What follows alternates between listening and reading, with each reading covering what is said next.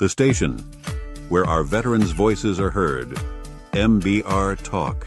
Hey, thanks for supporting our channel by watching and listening. Find us on the web at mbradio.us.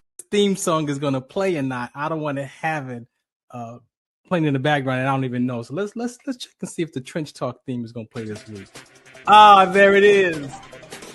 You tuned into the Farron Dozier show on nbradio.us, Trench Talk edition, and Live Tour Sports. Catch me here Wednesdays at 4 p.m. Pacific time, only on nbradio.us. How'd I do? Was that a good take? That might work. All right, good evening. Welcome to the Farron Dozier show on KCAA Radio, 106.5 FM, 1050 AM. Also streaming from the KCAA Radio.com website and nbradio.us. We gotta bless the show before we get started. Let's go. When I was in my mother's womb, I had calling on my life to do something in the glory of God and marry it like a wife. Commit myself to his word and never be led astray. And when it's all over, when he comes, I'll be glad to see that day in the morning time.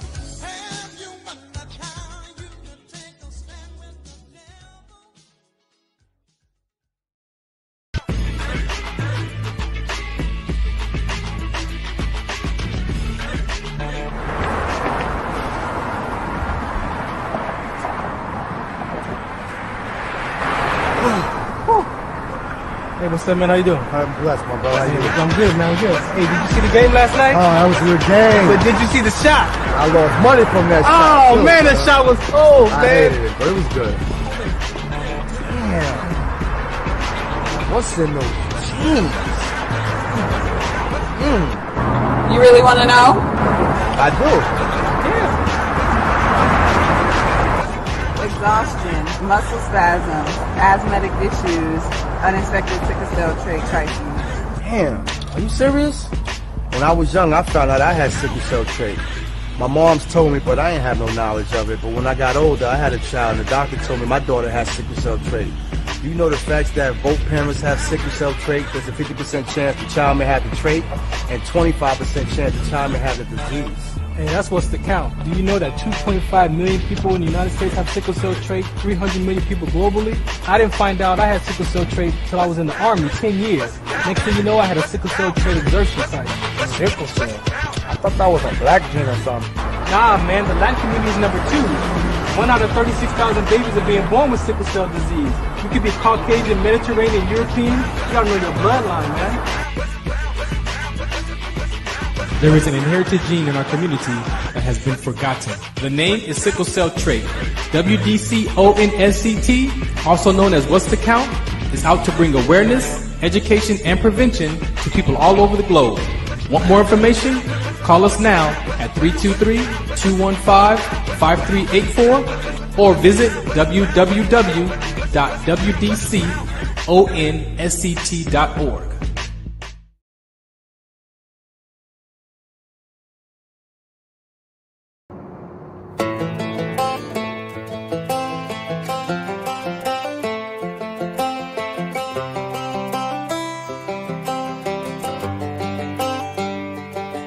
It's the guts and it's the glory, 100 stripes, 100 stories. It's the Pledge of Allegiance on the 4th of July. It's them handwritten letters from home. It's them sleepless nights alone. It's his newborn baby he left with his wife. Mr. Red, White, and Blue, lay down, here's a line. Mr. Red, White, and Blue, for these stars and stripes. Hey,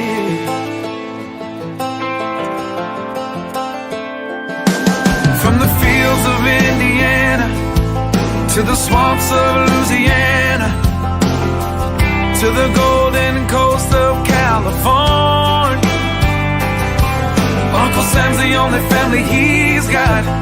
His purple heartbeat won't stop, and his 18th birthday was the day he was born. Mr. Red, White, and Blue, lay down, here's the line. Mr. Red, White, and Blue, blue.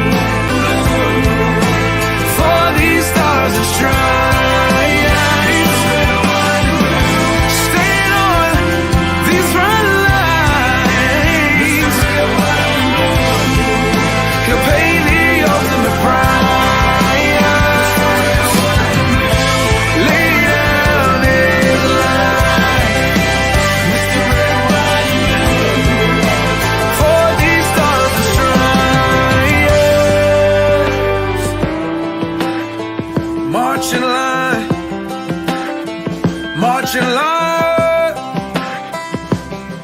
Hey. Hey.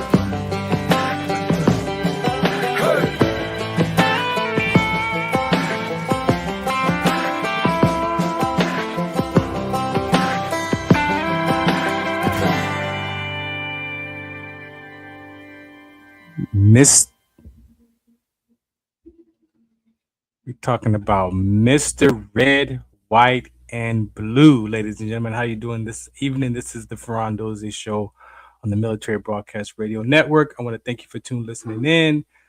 As always, we have a very important, spectacular show for you here.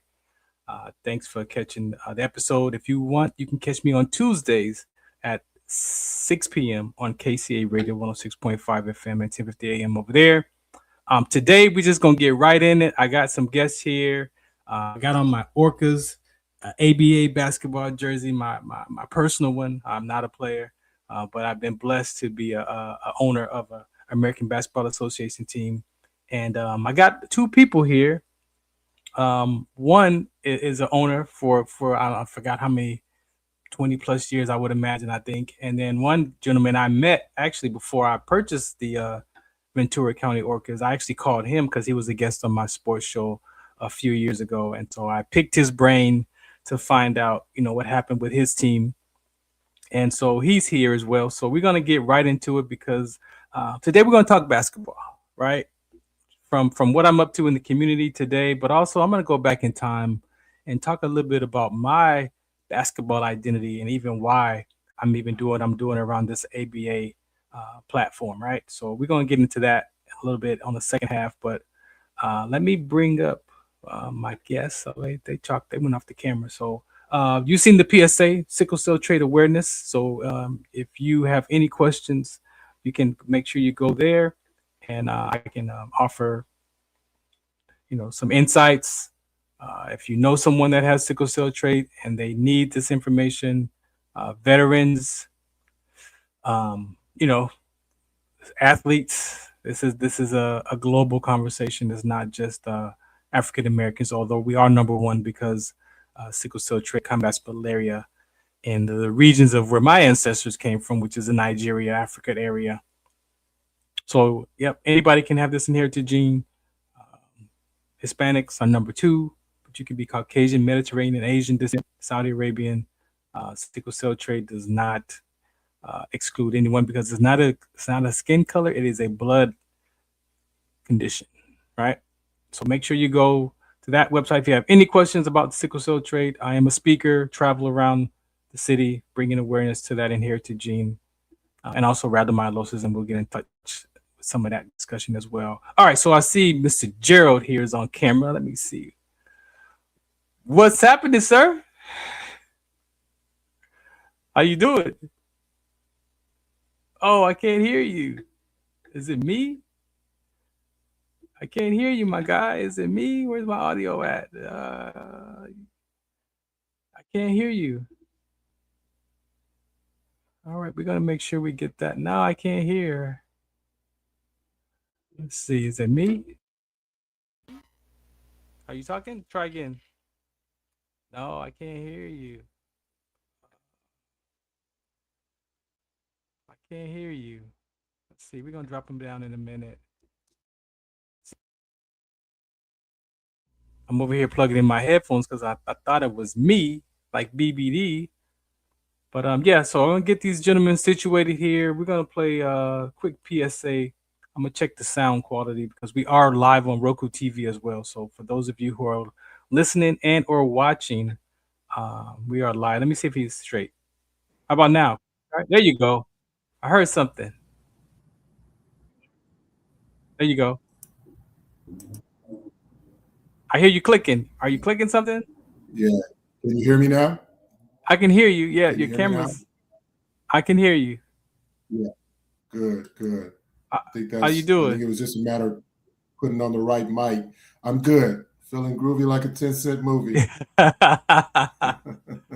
Man, thank you for taking time out today to be a part of this conversation with me, man. As I opened up the show, meeting you a few years ago on my other sports show, and then having the opportunity to talk to you after you had an ABA basketball team yourself and went through that experience. So I was like, who can I call to get some? Because what I learned was before you make a decision, Farron, make sure you talk to some people who's already been down that road, so you can get some insights on how they handled that. So you was my test to that process, and man, you came through for me. So I thank you for that. Appreciate it. Well, I feel like a proud papa because you've definitely taken it to a whole nother level. Hey, look, there's the jersey right there. You got multiple teams. yeah, exactly. I'm gonna talk about that later as part of my identity crisis on how I ended up with from 1 to 3 teams. But do me a favor and introduce yourself to the listeners here. Sure. First of all, thank you so much for having me. It's a pleasing pleasure to be here with you guys. My name is Gerald E. Jackson. I happen to be the chairman and president of RiverEagle.tv, and that's our global television broadcasting network. We've had that since about 2015. My basic background is that I am a business management consultant, and I've had my own firm, G.E. Jackson and Associates, for about 40 years now, since 1986. So that is kind of my bread and butter, what we do. But again, I've added a few pieces to that, the digital media work that we do. And then here lately, I added just another piece to that, which is a project that we call Street Pro Basketball. And that is something that's designed to be a unique entity unto itself. It's a little different in how we roll out the game of basketball, in that we took a look at why people watch the game basketball and why some people kind of stopped watching the game of basketball. And the feedback we got was that a lot of people were saying the game is just too long. It's really not enough excitement. Some people said, I don't even watch the first half of an NBA game. I just check in at the second half, or I might watch ESPN and see the highlights. So a buddy of mine by the name of Anthony Bingham, he's the other co-founder of Street Pro Basketball, and myself as a co-founder, we had taken a look at it. We sped the game up a little bit, took it we did when we walked in the gym, years ago. I think for the most part, it's still like that today. You go to work out, you pick 5 players, and you go first to 11, be 15, to play that game and go, first to 11 by ones. So we structure tournaments in the same way. They're 2 10-minute halves, and the second half, at the first ball stoppage under the 4-minute mark, we implement what's known as an elam ending, which is whichever team is winning at that point, we add 8 points to that the leading team score. So, for example, if in the first ball, we add 8 points to 50, which becomes 58, and when the ball gets put back in play, the first team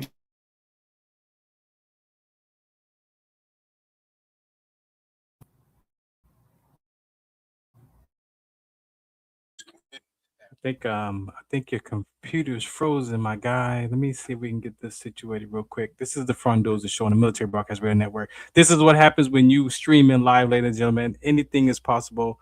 You have to be ready to handle your business when you're a live streamer. So unfortunately, we will figure out his signal, and we're going to play a PSA and come back and let him get that situated. This is the Farron Dozier Show on the Military Broadcast Radio Network. That's right, MBRadio.us. Shout us out. What's the count? Do you remember studying sickle cell in biology class? What's the count on sickle cell trait prevention is here to bring you awareness, education, and prevention conversations around the risk factors of this inherited gene. Visit WDCONSCT.org.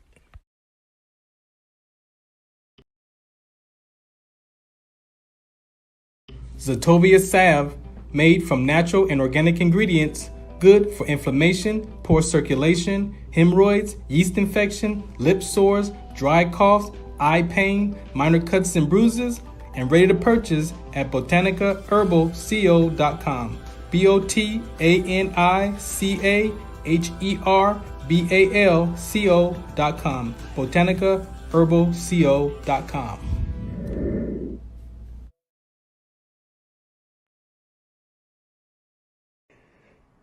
Muchos de nosotros nos vemos afectados por la enfermedad de células falciformes a diario y un número creciente simplemente no nos damos cuenta. Los impactos de esta enfermedad afectan a todas las personas y en especialmente a las personas de color y con antecedentes diversos. Estar en servicio conmigo y con los demás a medida que creamos una mayor conciencia sobre cómo identificar y dirigir el tratamiento de los rasgos de células falciformes y ayudar a las familias a saber cómo superar el trastorno de células falciformes.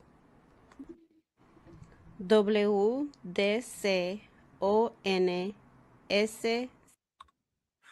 That's right. Welcome back to the Farron Dozier Show on the Military Broadcast Radio Network, mbradio.us. Make sure you go there. You see that QR code up there in the corner. Make sure you go there, click. They provide all of these platforms for us as veterans. We get to share our voices, share our stories. There are first responders. There's family members of veterans here. All types of episodes, all types of shows. You can come and check them out all throughout the day. mbradio.us, and make sure you hit that QR code and donate to the platform. Like I said, they take care of all these bills here that provide these services for us. All right, Gerald, let me see if you ready. You got your signal back? You got your signal back? No, you don't have a signal back yet. Al, you ready to talk up there, down there, Al? Let me see, Al, if you ready to talk. Or we find the C. Here we go. How you doing, sir? We are good to go. Can you hear me? It looks like I'm not working right now, huh? My mic working? I can hear you, but I hear my voice on your end. I think it's echo.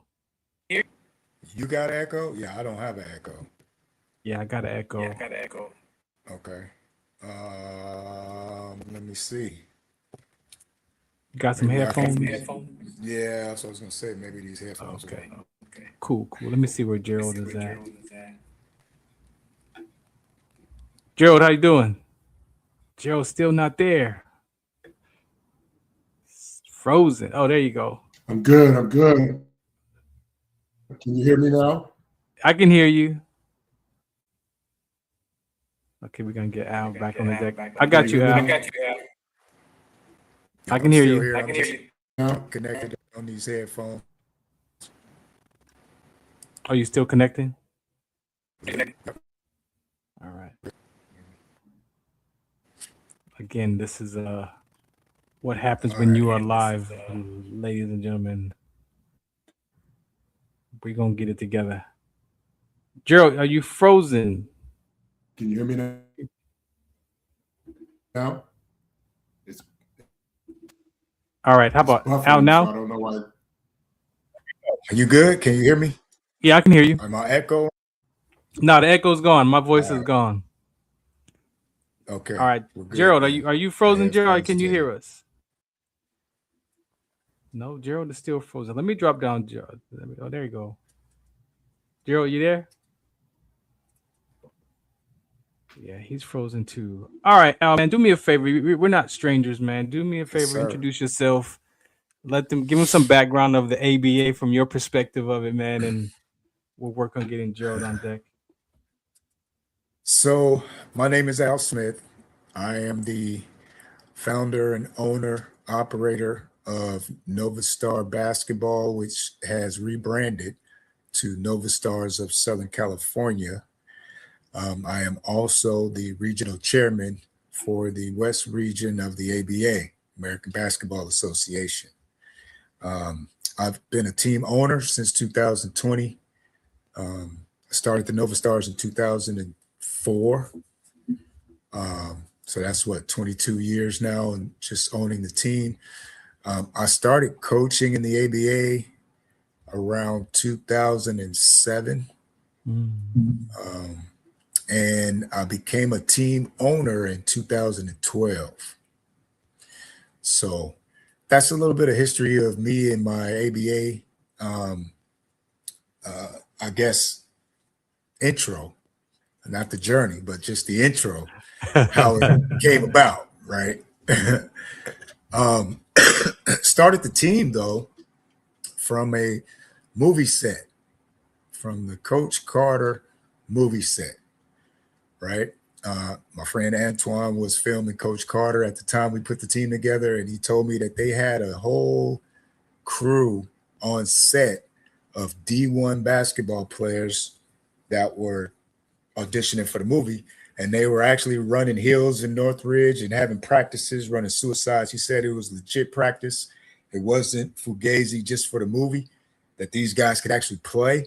So we decided to put a tryout together, and that's how the NovaStars came about. So that's a little bit of background on me. My career path has been mortgage and real estate. You know, I got my license in real estate in 1998.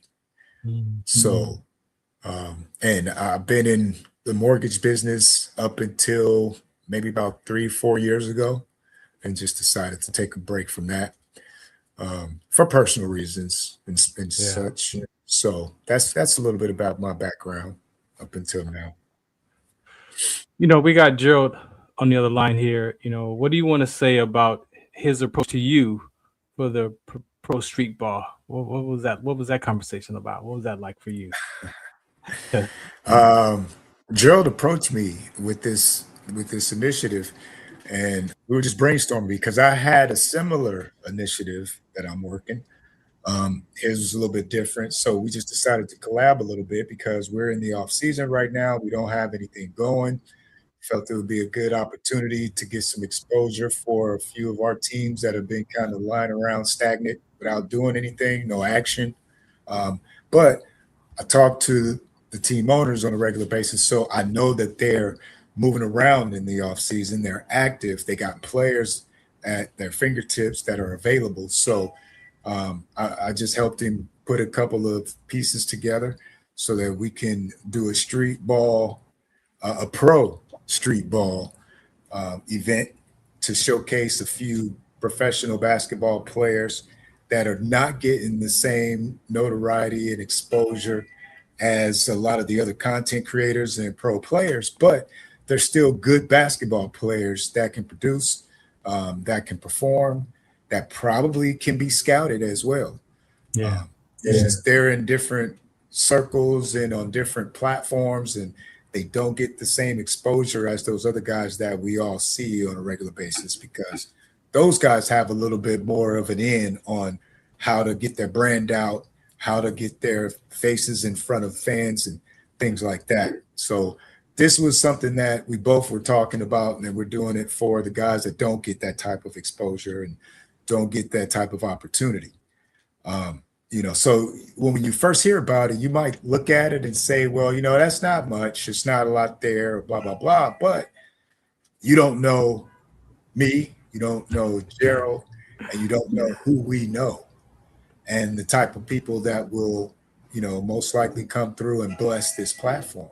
You know, when you look back at just the people that I've been in contact with throughout my basketball career, you know, I had guys that I started with before they became famous. You know, Larry Williams, who everybody knows now as Bone Collector. You know, I didn't know him as Bone Collector when he came to me. He was introduced to me as Speedy because that was his nickname around the town, around here. He hadn't gotten the name Bone Collector yet. You know, so guys like that, guys that everybody knows, Sick With It.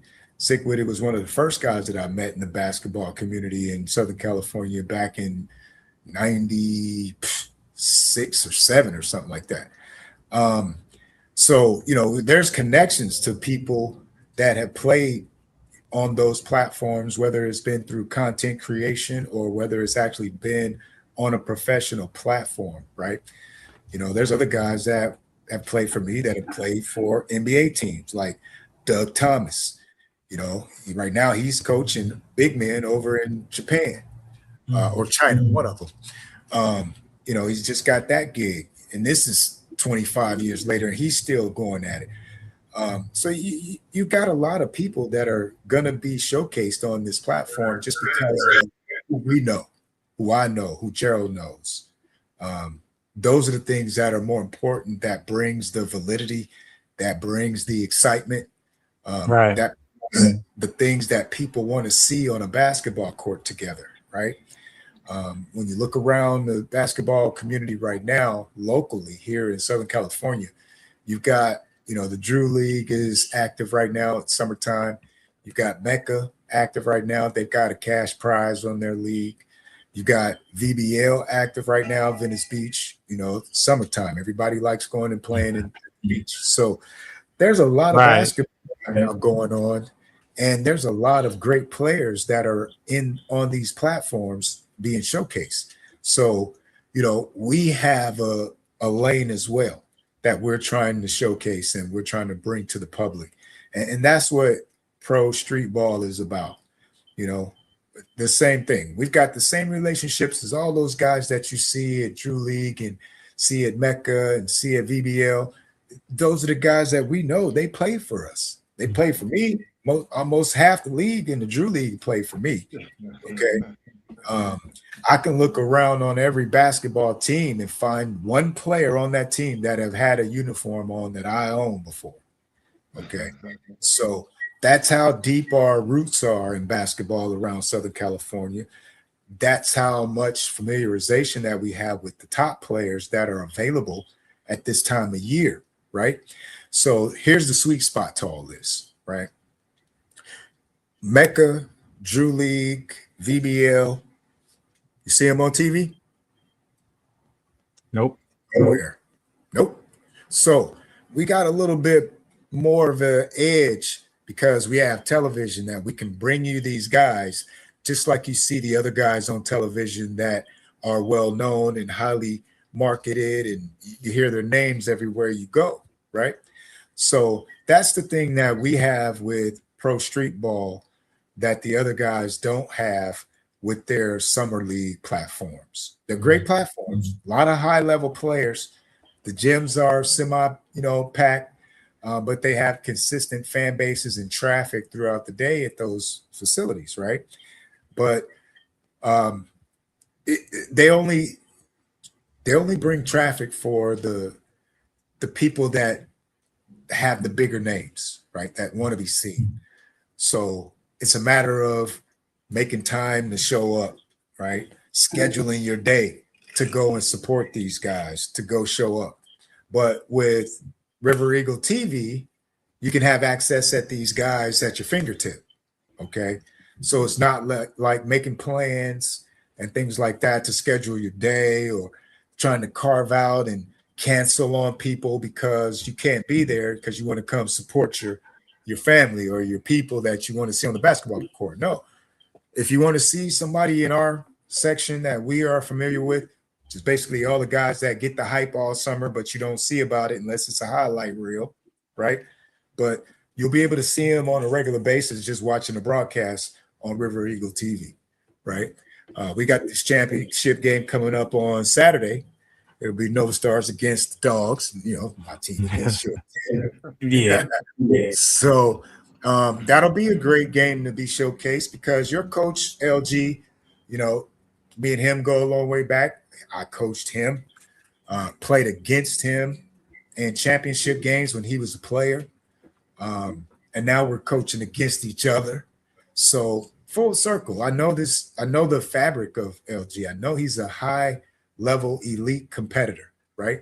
So you got him and me playing in this championship game on Saturday morning, like Gerald told us earlier, with the Elam ending rules and the 10-minute halves. That's going to just generate defense, generate additional activity on the court because it's a fast game, fast pace, and it's going to end fast, right? So some of the players are a little, misguided because they don't get a lot of time on the court. They got to wake up early to come play this game that's probably going to last 30 minutes and it'll be over with.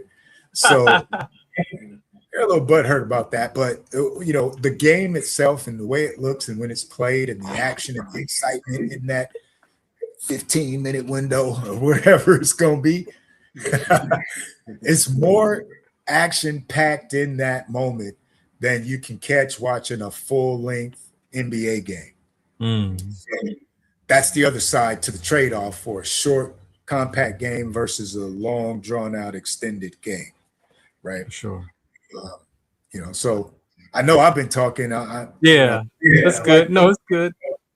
This is the Can you guys hear me okay?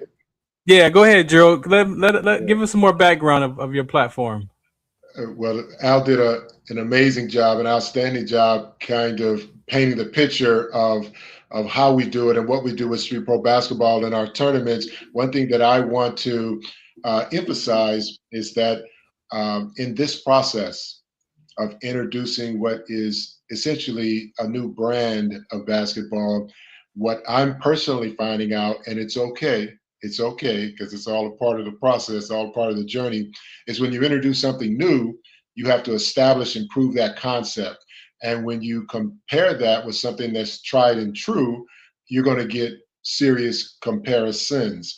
And so you got to kind of pay your dues. You kind of have to show why this makes sense. Like, for example, Street Pro Basketball, the question is often asked, why are you doing 10-minute halves? You know, it's not like the traditional game of what's going on. Well, that's expressly why we created this brand that has a unique feel to it. You have to either be first to market, or you have to find yourself being best in the market. So even if you're not the first one in the market, if you create something that's the best in the market, a better mousetrap, if you will, you're going to attract a fan base and customers. So we're going to have to pay our dues a little bit. Fortunately, I was a former NBA free agent back in the late 80s. So, I mean, I know all about it in terms of, you know, preparation, work ethic, conditioning, competitive fierceness on the court. And when you step on the court to win, not just to play, but when you talk about champions don't enter the gym to participate. Champions walk in the gym to walk out having won, getting the chip, getting the trophy, winning the game, whatever it may be. It's a whole nother mindset as a champion. And so as far as being willing to take on that battle, if you will, of folks saying, well, you know, what's a 10-minute game? Is, you know, yada, yada, yada. Well, here's the thing. Well, especially, you know, going back to that attempting to build a better mousetrap, I don't think it would have served us well to come out with a brand that is played the same time length as every other basketball game, because we're just a new face in the market, but nothing different. So what does that do? It gives us an opportunity to show another way of doing it. And then we have to earn that fan base. If you're going to come with a different flavor, that flavor better have some taste to it, and it better have some stickability so people want to taste it again and again. So you have to earn that, if you will. Like I tell players when I was mentoring different players, when you desire to be a champion, and if you're blessed to get into a championship game, my first recommendation is, obviously, you know, you didn't get there by accident. You went through a lot of teams to get to the championship game, number one. So you deserve to be there. But here's the thing that usually cuts through, clarifies, and defines who's going to win that championship. If you are not already an existing champion, you very well might be playing a team who's won a championship or might be the defending champions. So they have a decided edge because they've been there and done that, and they're expecting to do it again. If you have not won a championship and you're playing against a champion, my advice has always been, before you step on that court, you better have a mindset, I came here to win and I'm willing to compete. You got to take the championship. They're not going to give it to you. You got to take it, right? So you got to believe you're a champion before you win a championship, and that's how you step into it. So with Street Pro Basketball, I was saying, and I was sharing with Anthony, the other co-founder, we got to build that brand, but here's what I believe will happen. We'll develop a following, because why are people going to like this? They're going to say, well, number one, you don't have to stick around all day to see the game, because it's about 30 minutes, and from the tip to the winner, it's about roughly 30 minutes, give or take. Then secondly, and I think this is going to work in our favor, it's high octane action. You know, it's literally old school. It's going to the gym. You have no guarantee. You walk in that gym, you put 5 players together, and it's, first to 11 by ones. And so you're scrapping. You're getting it in because what? If it's a good gym with good players, you got 40 other players sitting in that gym waiting for it. They got next down. So the goal is always been, in that environment, you want to walk in and do what we call hold the court down. You want to play 4, maybe 5 games without losing, so you can come get your workout in and just hold the court down and play till you get tired. And then when that's old school. Lose, you know, I'll give you my spot. If I'm gonna play so we can win, then I'm done. But once we win, our team's still on the floor, and my man, I'm gonna give you my spot so you can take. So you want to hold the court down. So I think what's going to work to our advantage is that once people see that high octane action, and we have the Elam ending at the first ball stoppage at the 4-minute mark in the second half, teams are going to be competitive right on through because they want to stay close to each other and they want to win, if not pull away. But when the Elam ending gets implemented, and say, for example, if it's 50-46, for example, ball stoppage goes out of bounds, the coach calls a timeout under 4 minutes in the second half, then we're going to add 8 points to the team that's leading that score. It becomes 58 in that example. So when that ball comes back in play, believe me, it's champion against champion. The heart of a champion is going to rise because teams, when they come back on the floor, they know it's no overtime. It's first to 58. So that's why the teams want to stay close during the game. So when we get to the Elam ending, it's just, you know, straight downhill. It's like we got to, and I tell you what else happens. The third thing, which I think we're going to build up a basketball audience. We got to do that first. Excuse me, not a basketball audience, but basketball players, the competitors. We got to do that first, and then secondly, we're going to build the audience. But here's how we're going to, I believe, build the buy-in from the players.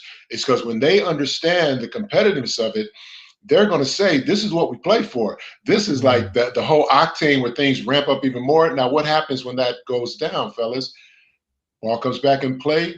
First team to the target score wins. What happens when that ball comes back in play with championship level players or elite women and men players?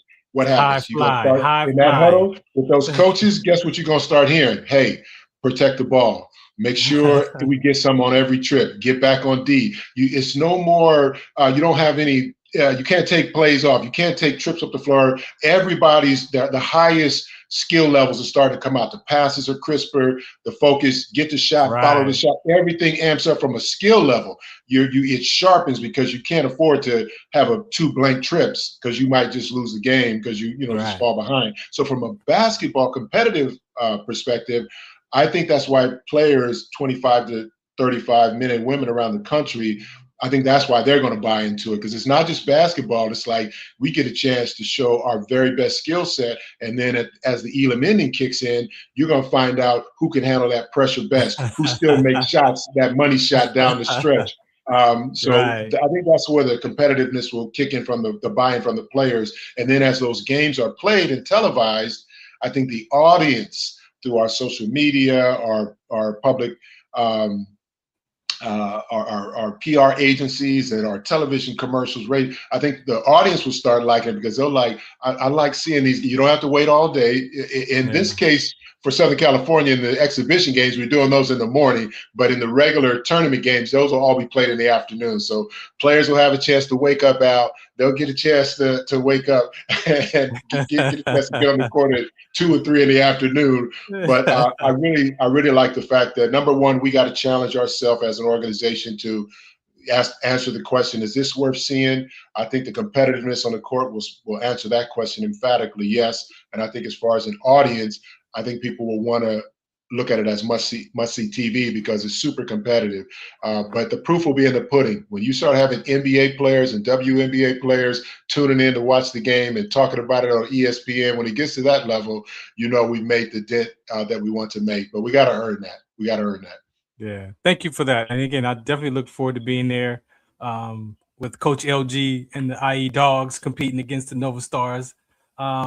Give us some more background as far as some of the key reasons on your why you're doing this. I know from my perspective, the sickle cell trait conversation is very, very important to me as far as the sickle cell trait, myself being a carrier and the disease community. So you got people can come actually be a part of your program, right, with their causes. And so talk about that for a little bit. Right. Yeah, that was all a part of the initial thought process in terms of, to your point, the why. Again, that was, in no small part because of my marketing background.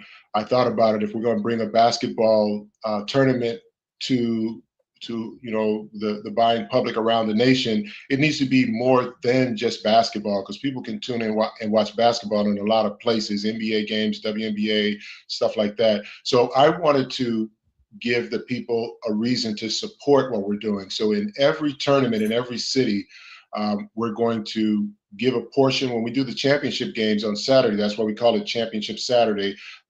In the actual tournament, there are up to 8 teams, 8 women's teams and 8 men's teams that compete on Friday in the preliminary rounds. And then when we get to the Final Four on Friday, and the 2 teams that win, the 2 top women's teams and the 2 top men's teams that play on Friday, they will advance to play a single championship game on Saturday, which we call Championship Saturday. And those games are televised on our pay-per-view channel for $9.95.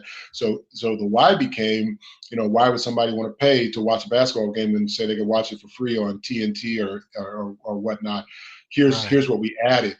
To give a portion of that $9 away to worthy charities and underserved children's causes and organizations. So in this case, with the game that's going to take place on Saturday, August 8th, a portion of that $9 is going to be donated to the Boys and Girls Club of Carson. Another portion is going to be donated to the Sickle Cell Disease Research Foundation of Los Angeles.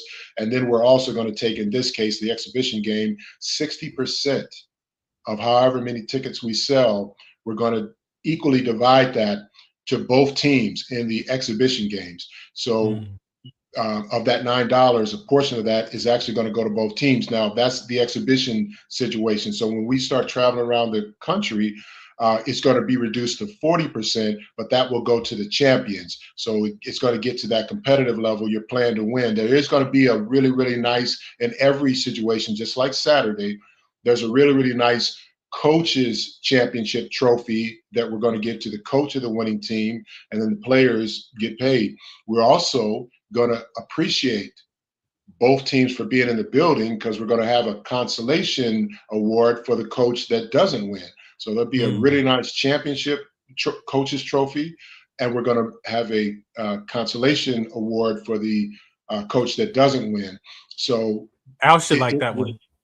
Yeah, it will be. I personally think it's going to be a great game on Saturday between the Dawgs and the NovaStars, because both teams are highly skilled, and it's a championship game. So a game is a game, but a championship game is just another gear, another level that comes out of the players, because it just means a bit more when you're playing for a championship. Everything is on the line. So I'm excited to see it play. But to your point, as we go across the country, we're going to move that around to identifying organizations in each city. Like, for example, in September, we'll be in Baton Rouge, Louisiana, playing the tournament.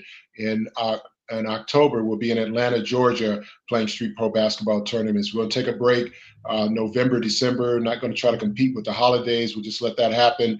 And then in January, we'll revive the tournaments. We'll play in Miami in January. February will be in Cleveland, Ohio. March will be in Chicago, Illinois. April will be in Dallas, Texas. May will be in San Francisco, California with the tournament. And then in June 18th and 19th of 2027, all of the different cities, all the champions, the men's team champion, the women's team champion from all those different cities are going to be brought to Southern California in June of 2027 to play a national championship tournament. So I like to call it, it's like the experience will be like the NCAA tournament on steroids, because it won't just be players, it'll be all champions vying on Friday for the preliminary rounds, and the champions that rise to Championship Saturday, they've all won across the nation. So it'll be all champions in the building. So and in every city, I'm going to do the research and identify a charity. It could be, we'll just do the work, to find out a deserving charity and children's organization, so we can donate a portion of those proceeds. So now when people thinking about buying a $9 ticket, it's like not just basketball, but it's for a good cause. So you'll have both energies going. You'll have people that may not be really great basketball. Along with that, right? And then also the health and safety with the sickle cell research that needs to be done. So sure, I appreciate both of those awarenesses that you have for that. So I'll make sure that I share this with my community on both aspects, so that they can have a choice to chime in or check it out. Most definitely. And on our website at streetprobasketball.net, we actually have a area on the website where people can make suggestions. So when we're coming into their city, they can say, hey, you know, be aware of this organization or that organization. So we want that, we want those suggestions, we want that buy-in, and we're looking for that, those leads as we go into the different cities.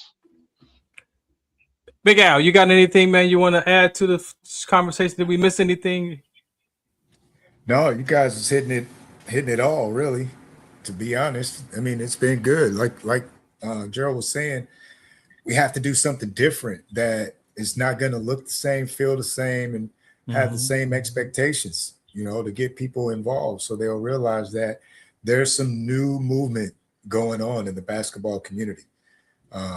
And people should most likely slow down just a second and pay attention to the new movement, right? Because there's going to be a lot of stuff happening here in the future. If you ask me, basketball is changing. People are getting tired of the same process that we witness year after year, watching players get snubbed that they want to see advance. Guys that don't get drafted that, you know, fans and spectators feel like we're better players than some of the guys that did get drafted, right? Where are those guys? We say that they went to the G League, right? Okay, well, what are you doing, G League? How come we don't know? How come we don't see, right? So that's deliberate, obviously.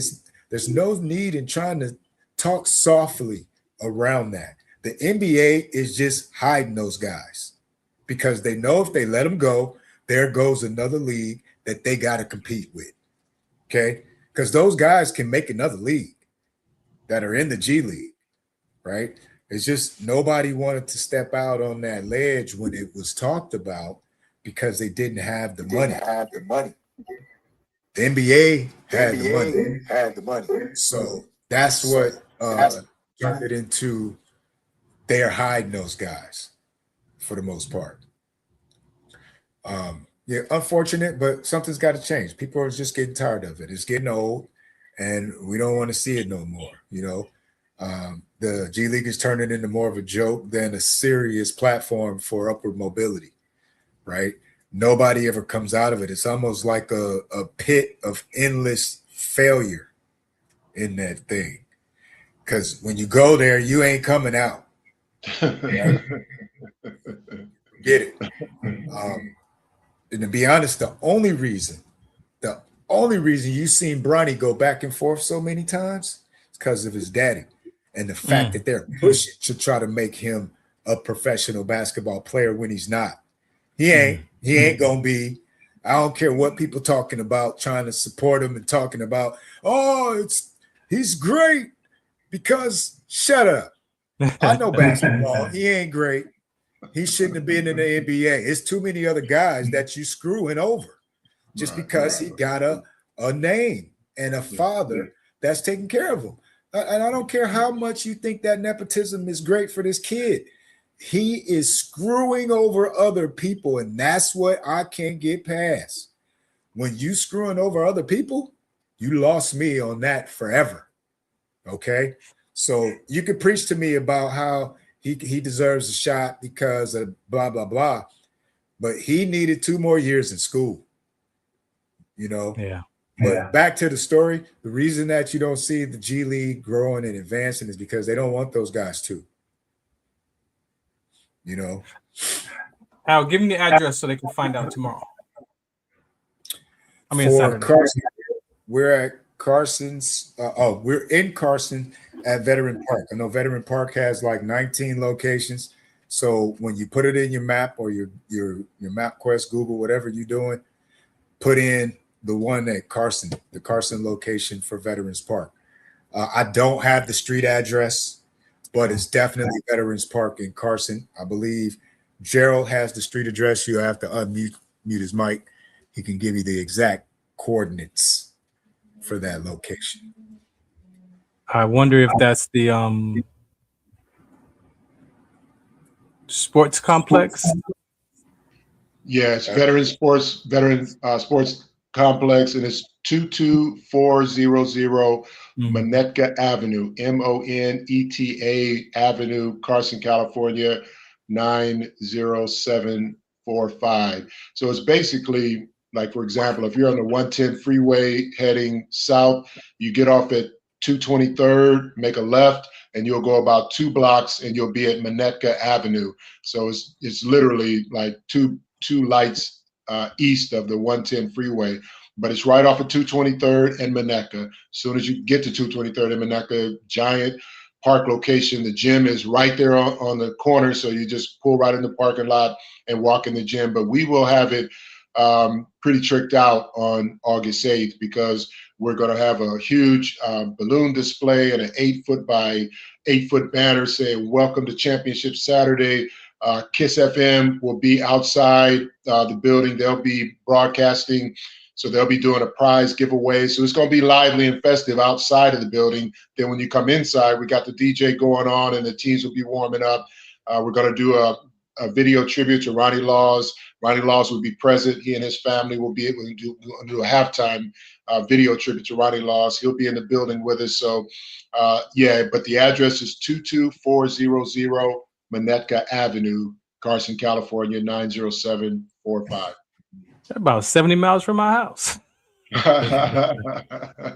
Road trip. But no, thank you both. Yeah. Go ahead. Yeah. No, thank you both for coming on and sharing this platform around this basketball. Like I said, I'm with you because, I mean, in my days, that's what 24-hour fitness was. That's what you went to the parks. I went to the park like 3 times a week to play that, first one to 15, first one to 11. You win, you stay on. Like, it's like for what? First one to 11 by 1. I mean, those we know those games, right? Those are exciting, you know. And so I like the way you put that together. And I like you said, I don't think people will be concerned too much about the short time frame because it's basketball, right? It's high octane. It addresses a need that has got to be addressed, because when you have, and to Al's point, you have like the G Leagues kind of hiding people away and stuff like that. But at the same time, when you have players that can play and players that want to play, men and women, it doesn't take all day to show what you got. Right. That conversation before you step on the court, people that kind of like to talk, game recognized game. So, that stuff gets shut down pretty quick. The more Cat is talking about what he can do or who he is, everybody listening to him say, all right, let's put it on the floor. Let's lace him up. Let's see what you got. Enough of that talking. Let's see what you got. So with the 2 10-minute halves, it really gives people a chance to, show what they got and go move on to the next thing. You don't have to be there all day. And a lot of times players kind of have that, rite of passage where they think, I'm the best, I'll be around, I'm gonna, play the regular season until we get to the playoffs, then I'm gonna step it up. I don't know, as a champion level player, you can turn it on and off like that. I think what you gotta do is stay in practice, play your game to the highest level all the time. And this version of Street Pro Basketball, to its credit of the name, it's like what we do first to 11 by 1s. It gives you that commonality to say, we're here to play, to get that workout and move on to the next thing. Yeah. Big Al, you got anything, mention ABA, anything? Just want to leave it at that, at the pro street ball? Yeah, we'll just leave it there. I mean, it's something that's good, and I think people need to kind of focus there. I don't want to dilute that with ABA information on this particular conversation. You know what I'm saying? Cool. But I do want to add one other thing, Farron, and this is important. We talked a little bit about, sharing the wealth on the $9 ticket for championship games, the Street Pro Basketball Championship Saturday games. But I do want to say this, and this is a credit to both Al and yourself. It does open the door. We have a platform, we have a stage now that opens the door that needs to be open, because there are other things that are talked about that I think are incredibly important, incredibly strategic, and incredibly necessary. So, for example, and we won't, try to cover it right here this red hot minute, but what I'm saying when I use the term other things, Al has shared with me some things that he has been developing, some incredible things, which I'm sure he can expound on at a later point. But some of the things that he has in mind to enhance the game, the scouting, the different things like that. Now with this television platform we have, we can bring those things to light. And not only will the people involved with street pro basketball benefit, but people around the country and other leagues, even, dare I say, to the NBA level, they can be made better because of ideas that this man has in his head that he's developed, and we're going to bring those to light. And to you, Farron, I would say this: the health and wellness piece. You and I have already talked about that. As we move around to different cities, we're going to implement some of those seminars prior to the Friday preliminary rounds getting tipped off. And we have all the players who are still, in the tournament. No games have been played yet. They're all still eligible to work to get to a championship. But prior to tipping it off, prior to getting to basketball, we're going to talk about health and wellness. How's your health? How's your mental wellness? We're going to do those seminars. So it's going to be more than just basketball, but it's a platform where we're not going to block that out. We're going to be inclusive and not exclusive. So I love that about street pro basketball as well. People are going to learn a lot. They're going to be exposed to some great ideas, great structural, strategic plans, and I'm looking very much forward to supporting that and getting that on the airways on television for both of you and for the rest of the league.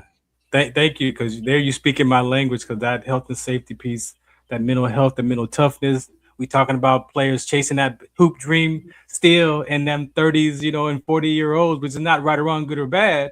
But then how can you take your knowledge and information and give that back to that next generation to help them develop, right? Or even your peers that might, be hard. Like they want to take the shoes off, but they just don't know how they're going to feel after that, that last lace is taken, that one shoe's taken off. It's like, so we can have those conversations about what's next. But ultimately, your health and your safety is your body. A lot of us don't pay attention to our body. We push ourselves to the max.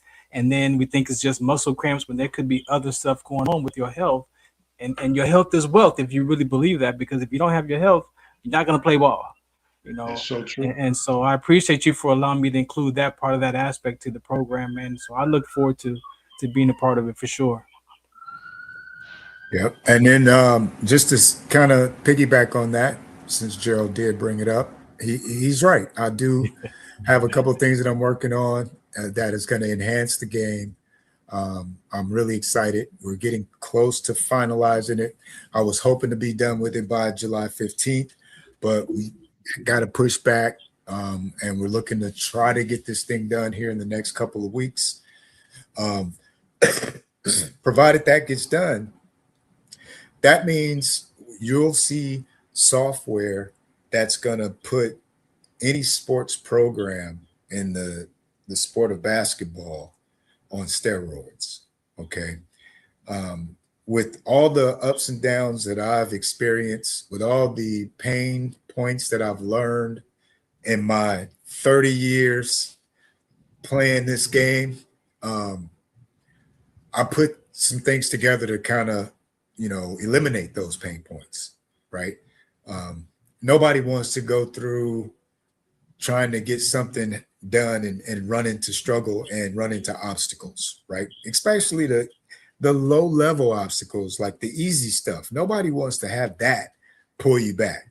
So obviously, that's where we started with our software. We started with making sure that we have mulled over and ran over all of those small obstacles that kind of, stunts the growth of a business, a basketball team that's trying to get off the ground.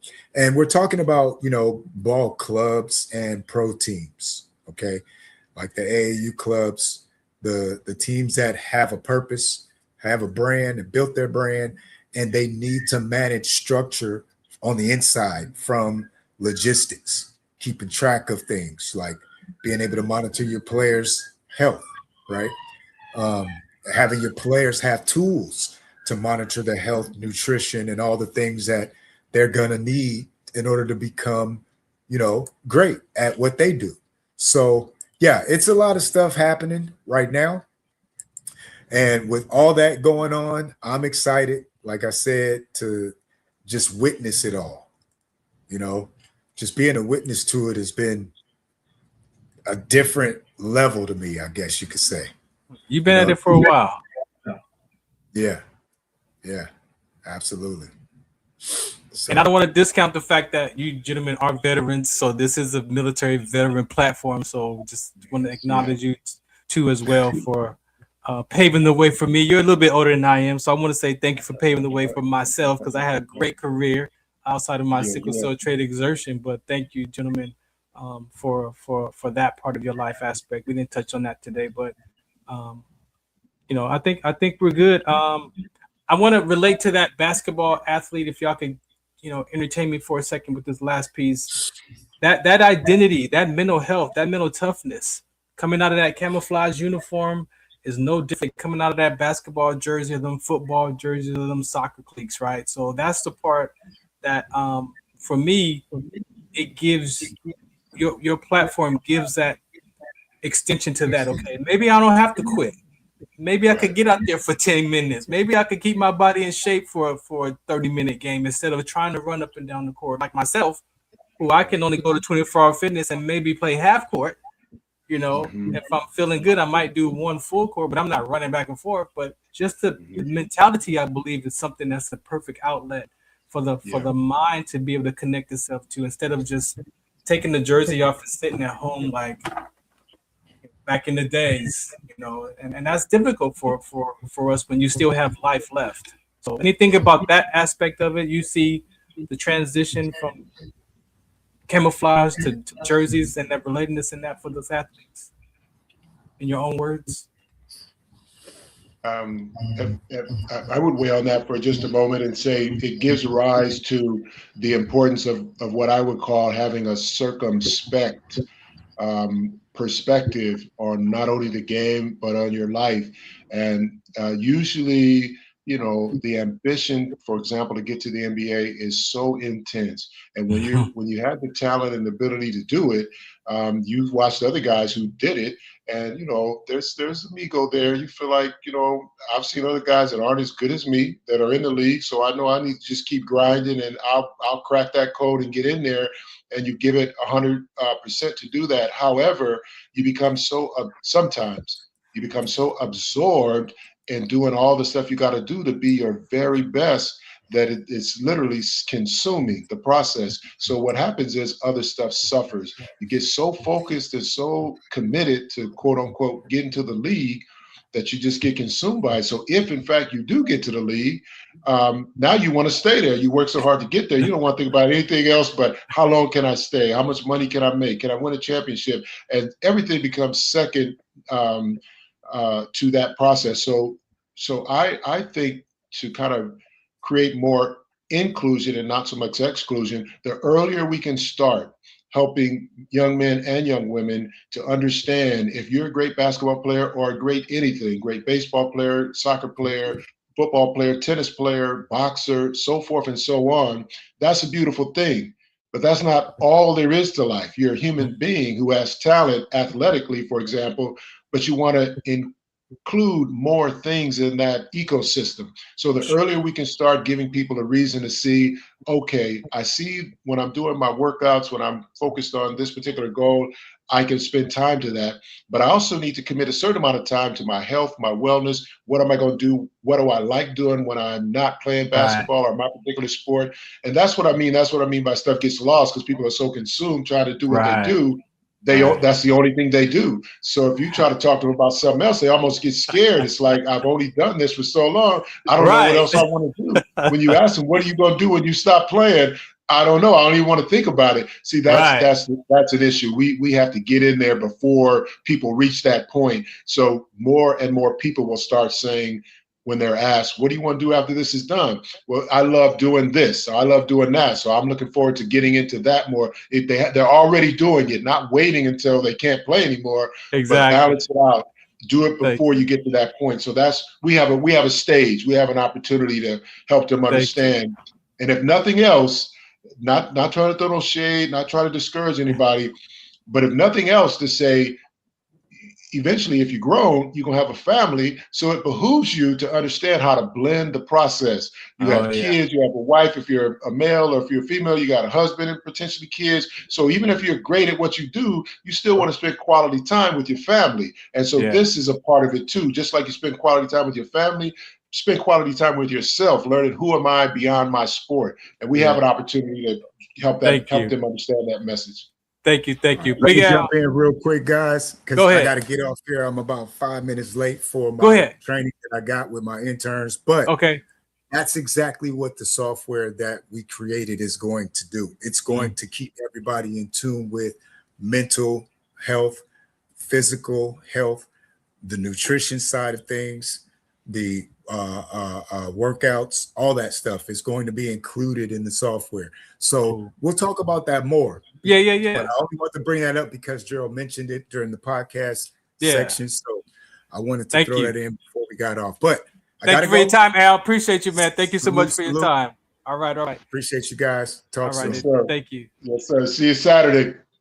Gerald, man, thank you for your time as well, for sharing what you're up to, man. Again, you have been a huge encouragement in my life. Like I said, this is the team that I purchased, the Ventura County Orcas, and now we got the Dawgs, and now we got the Riverside County Mavericks. So, you know, that platform, those platforms for me is what we're talking about in this last part of the show. These guys are chasing that hoop dream, which is not right or wrong, good or bad.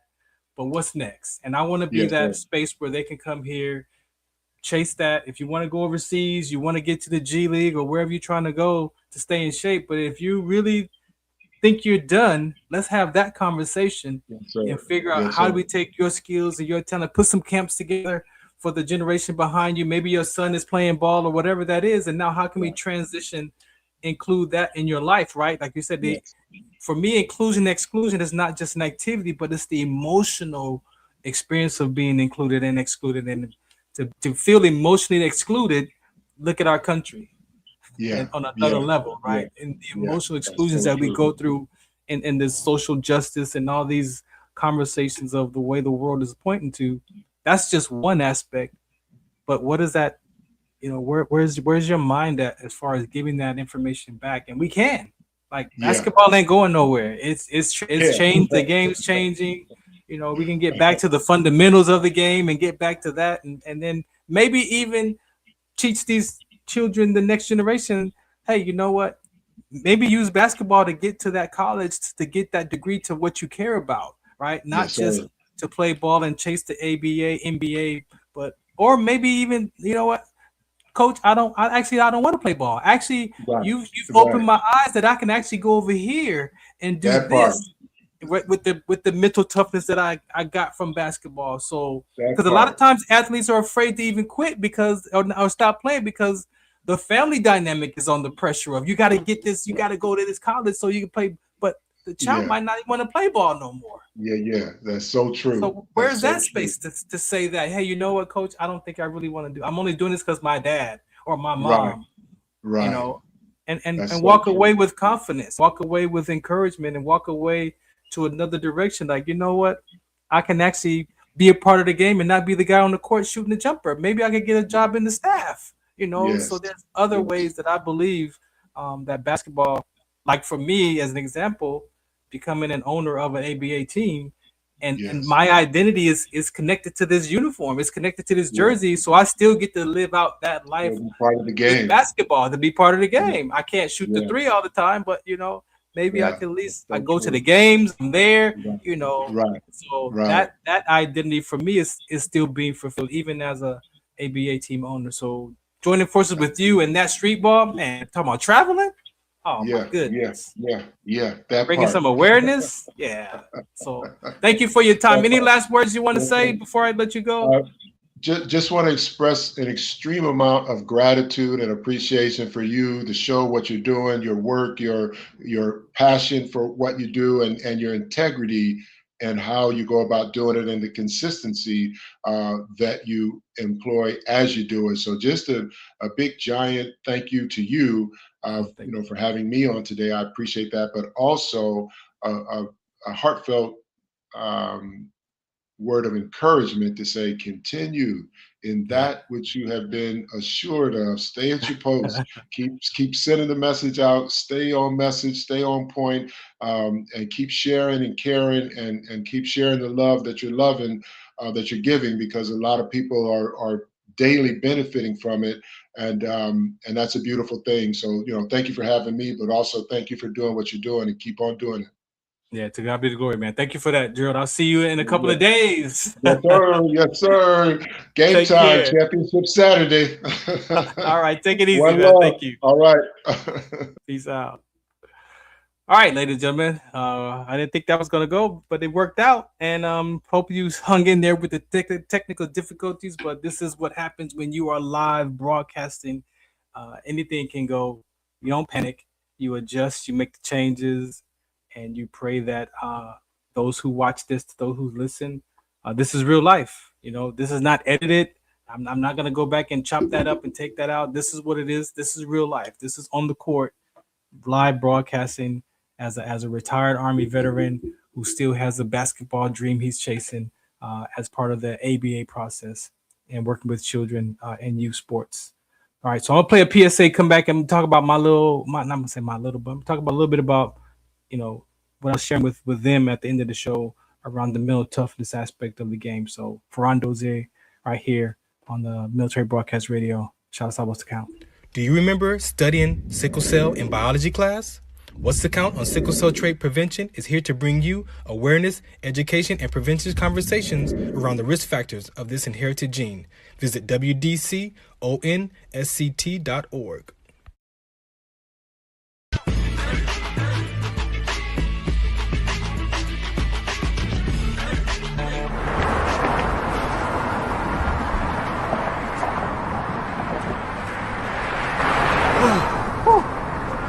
Hey, what's up, man? How you doing? I'm blessed, my brother. How you doing? I'm good, man. I'm good. Hey, did you see the game last night? Oh, that was a good game. But did you see the shot? I lost money from that shot. Oh, man, that shot was cold, I man. hated it, but it was good. Damn. What's in those jeans? You really want to know?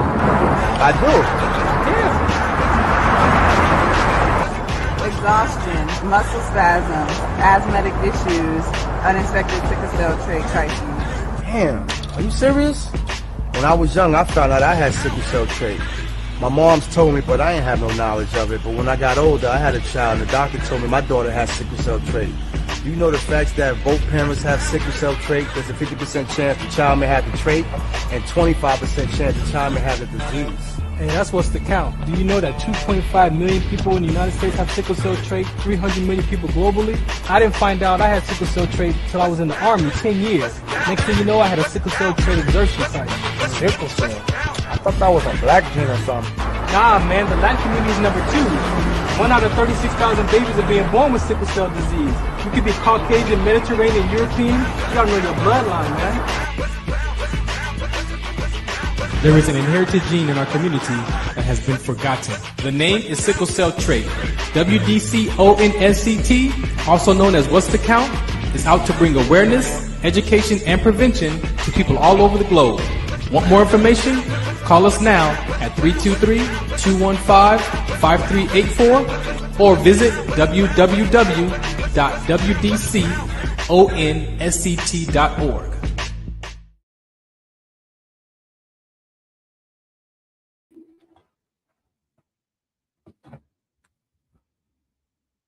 All right, welcome back to the Farron Dozier Show on the Military Broadcast Radio Network.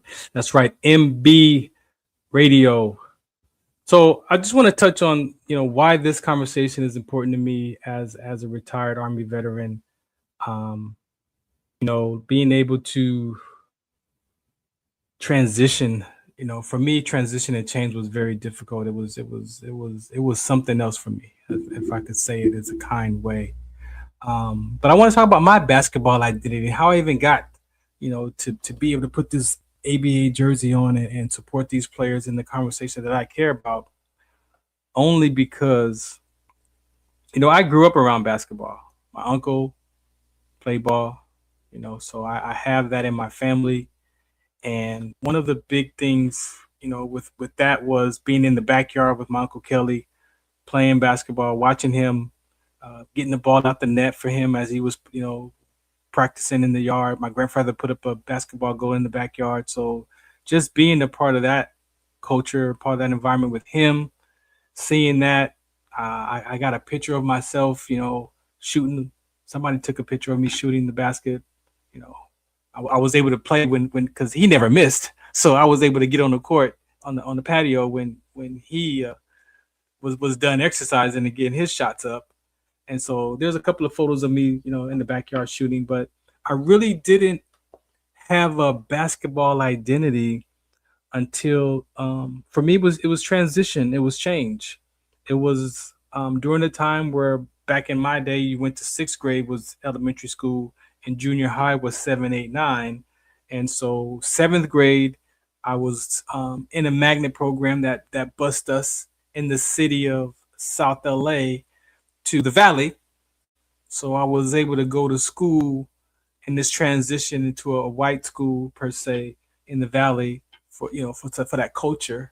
And so I did a year there in the Valley, and then we ended up moving, like the Jeffersons, from a decent part of LA to a much nicer Hancock Park area of LA, and ended up going to school down the street. So imagine, I don't know if you can put your imagination in this conversation, but imagine going from elementary school, right, the transition to junior high school, which is that whole transition and change, and then going to then another school the next year in another transition and change.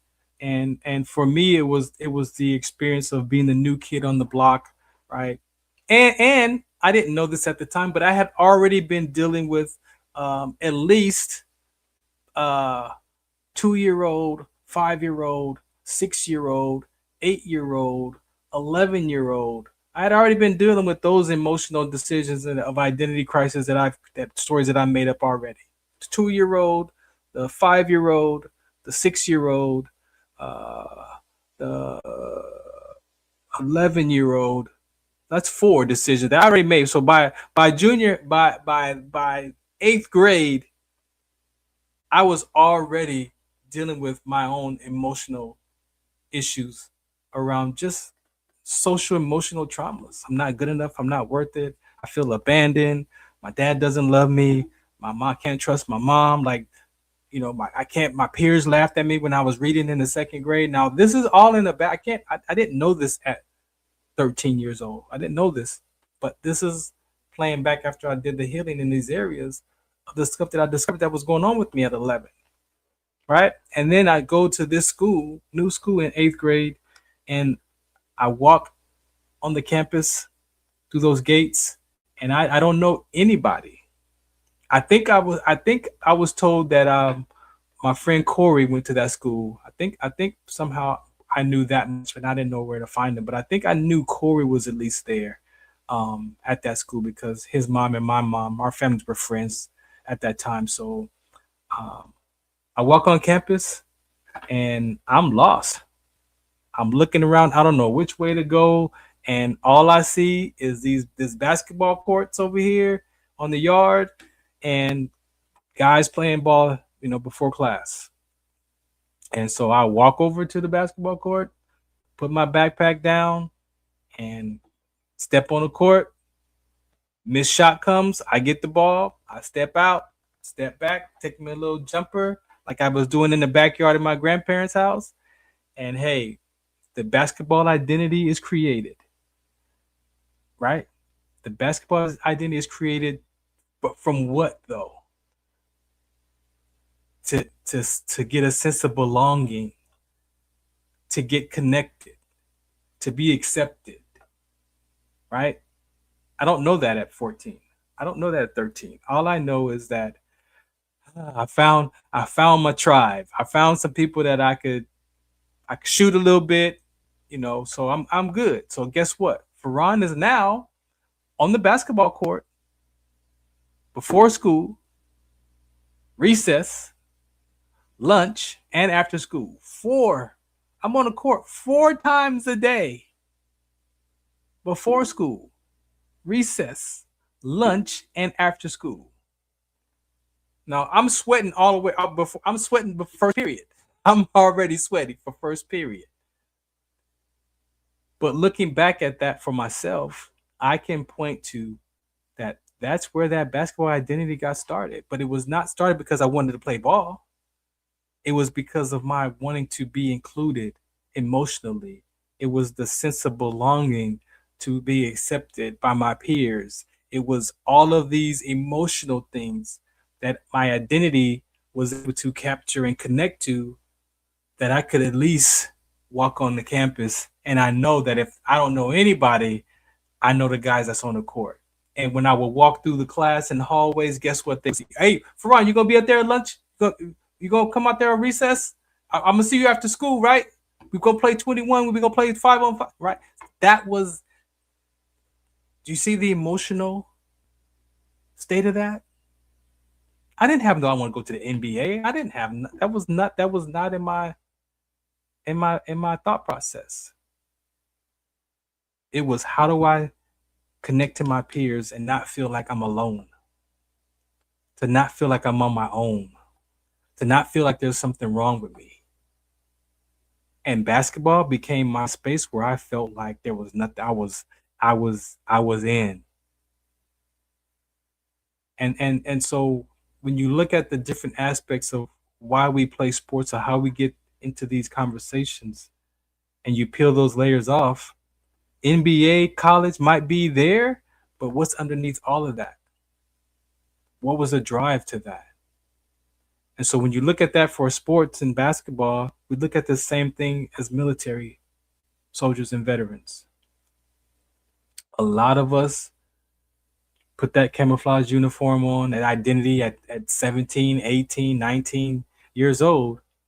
And if you end up doing 19 to 25 or 19 to me, like 43 years old, from 19 to 43, that's the biggest gap of my life. So all I did was go from a basketball identity to a soldier identity. And I still played basketball because the basketball now becomes my stress relief, right? Because it's an emotional release for me. The basketball is an emotional release for me. It's not that I'm playing because I want to play. I'm actually playing that because that's where I let my stress out. When I'm worried and I got stress, I go and leave it all on the court.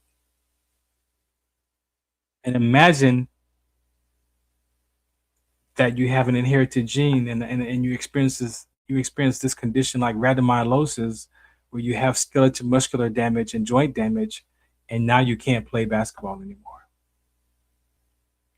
And you can't exercise like the 13-year-old, like the 14, like the 19-year-old body. And now what do?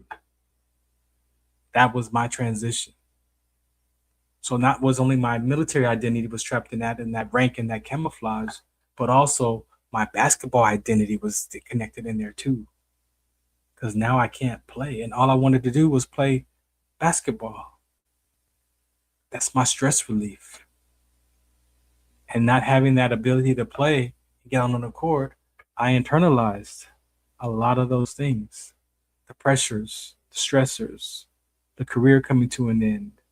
Like, I can articulate it to you today because I've done a lot of work around those areas to be in front of this camera with you today. And so we can talk about the work, we can talk about it, what it looks like, but unless you apply those things to your life,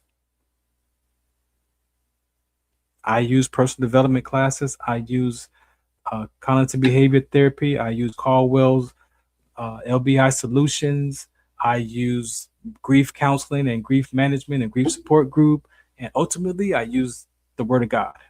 I use the Bible principles, the biblical principles. And when I got to that point of using the Word of God and all the stuff that the world has to say and filtering those two conversations together, guess what? A lot of things didn't transition over to the Word. So then if it didn't transition in the Word for me, then I had to let that go. But I still use that because God created everything for His good. So even the stuff that's in the world that they use, guess where it comes from? It comes from the Word. Where do you think therapy came from? Where do you think those conversations came from? Maslow's hierarchy. I use Maslow's hierarchy chart with the Bible to challenge Maslow's hierarchy chart and the Bible and my view of life and what the world had to say about my view of life. I use the Bible, Maslow's chart, my view of life, and what the world's view of my life is about. 4 areas. And I was able to find a level of peace because I realized that Maslow's chart was about the basic needs of surviving life for human beings. But the word of God says, seek ye first the kingdom of God, kingdom of heaven, and all this other stuff will be added. So then I had to read that and figure out, well, what is this other stuff he's talking about that's going to be added if I seek the kingdom first? Well, guess what that pointed to? All the stuff that Maslow was talking about. Food, shelter, clothes, water, air, reproduction. It's at least 6. You might find different categories. It's at least 6 categories that Maslow says that these basic needs have to be met for a human being to experience, not to do, to experience safety and security. And if you get all those complete in your life, connected and all worked out, then you can experience being safety and security. Now, what happens if one of those is out? What happens when shelter comes out? What happens when water comes out? What happens when clothes come out? What happens when reproduction is not there?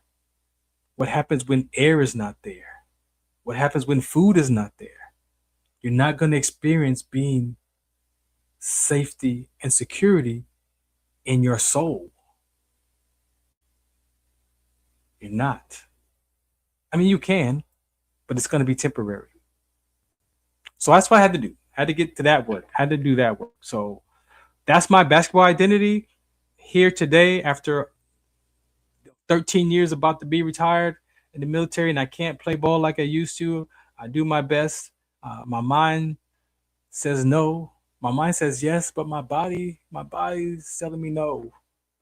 But I'm still not afraid to get out there. If I really feel comfortable that day, I really feel like I've had enough water that day, if my back is not hurting too bad or my joints aren't hurting too, I'm not inflamed too bad, I would go. But to be honest, even if I'm in that state, I'll still go because sometimes the trade-off of mental freedom, the trade-off is to actually go play, right?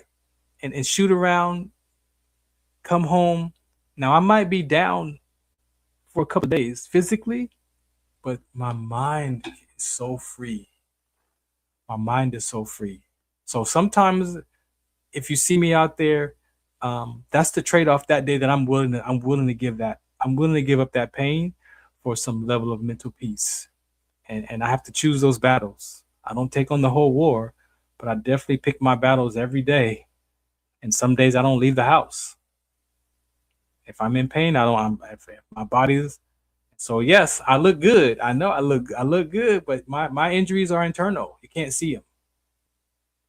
You can't see them. It's my body. Now you might notice how I walk. And even you might hear a couple moans and groans every now and then because I really protect it. I was trained not to show my pain.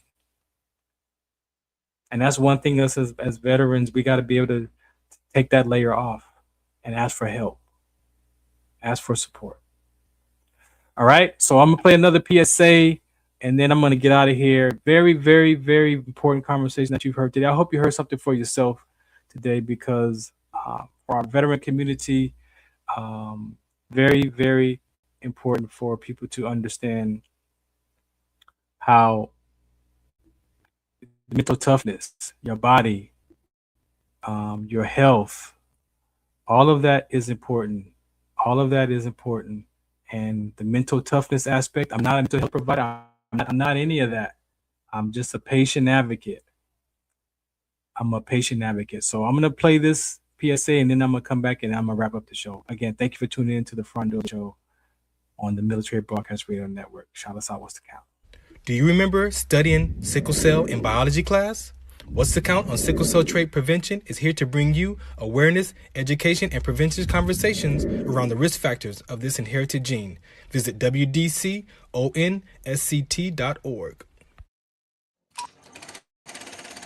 I'm Farron Dozier. I'm a retired Army Sergeant First Class, 24 years. One day my knees just started hurting, and then my shoulders started hurting, and my hips started hurting, and my hands and my wrists. And then next thing you know, my whole body was inflamed, like I could barely walk. We're trained through basic training, suck it up and drive on. We don't really complain about how we feel as far as pain. My friends and family would see me and they would ask me if I'm in pain. I'd be like, no, I'm not, I'm fine.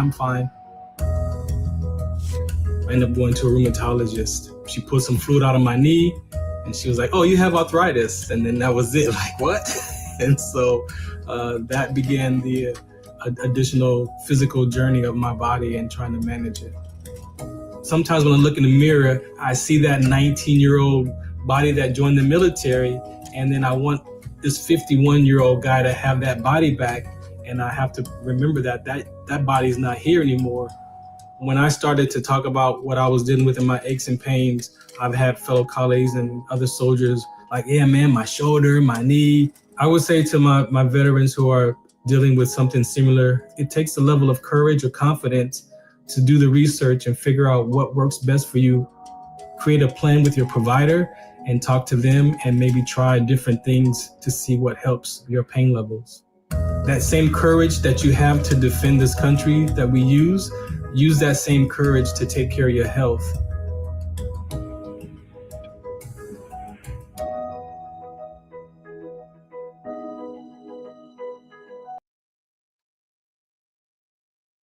Yeah, me. That was me. Ain't that something? Ain't that something? No beard, 51 years old, and I manage arthritis. Shouts out to the Arthritis Foundation for allowing me to be a part of that campaign. So it's real life. So thank you for listening today. I pray that you've heard something for yourself as a part of our community. I hope you learned something for yourself, and hope you. I don't like to say inspired, but sometimes you got to be encouraged, right? Sometimes inspiration is not enough. Sometimes motivation is not enough. Sometimes coping skills are not enough. Sometimes you just got to go figure out what is the root of your issue? What is the root of that cause, right? And if you're willing to do the work to get to the root of that, there's freedom on the other side. There's transformation on the other side, and you get to live another day to figure out what's next. I appreciate y'all. Shout out to What's the Count, the Farron Dozier Show on the Military Broadcast Radio Network. Last PSA, I'm out. Zetovia salve, made from natural and organic ingredients, good for inflammation, poor circulation, hemorrhoids, yeast infection, lip sores, dry coughs, eye pain, minor cuts and bruises, and ready to purchase at botanicaherbalco.com. botanicaherbalco.com. botanicaherbalco.com. Hi, I'm Beaker with Military Broadcast Radio TV. We're your virtual MWR, bringing veterans radio, podcasts, gaming, animation, 3D printing, and a community that never leaves you behind. Download our Roku or mobile app today. Wisdom to share if you listen this week, so pull up a chair and stay for a spell. We're heading down a trail where good stories dwell.